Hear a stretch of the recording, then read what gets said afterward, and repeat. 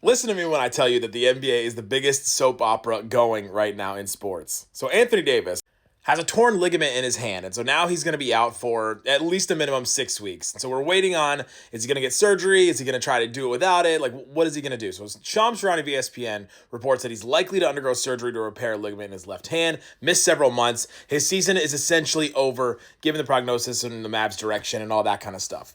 So then Shams follows it up by saying, fascinating development. The Mavericks have renewed Davis trade talks with multiple interested teams. If moved to a playoff contender, the return timeline could allow Davis to return during the postseason while establishing himself for long-term elsewhere. And so we're sitting going, all right, well, okay, so on one hand, he may still get surgery, then be out for the season.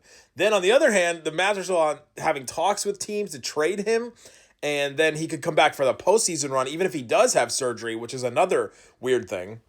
But of course, then Anthony Davis himself posts, y'all better stop listening to all these lies on these apps. So what lies could he possibly be talking about? Well, he could be talking about the fact that he needs surgery. And if he doesn't need surgery, then that's something different, I guess. And he could, decide to come back and play for the Mavericks this season, which is a weird thing and that doesn't need to happen.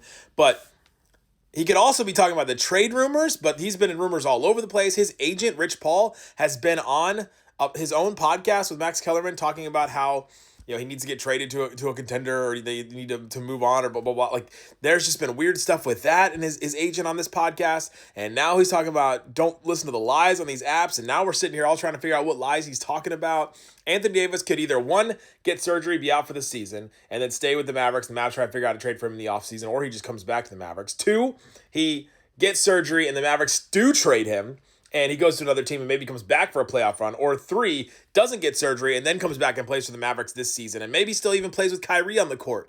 Anything could happen for the Dallas Mavericks at this point, and it's just a drama all the time.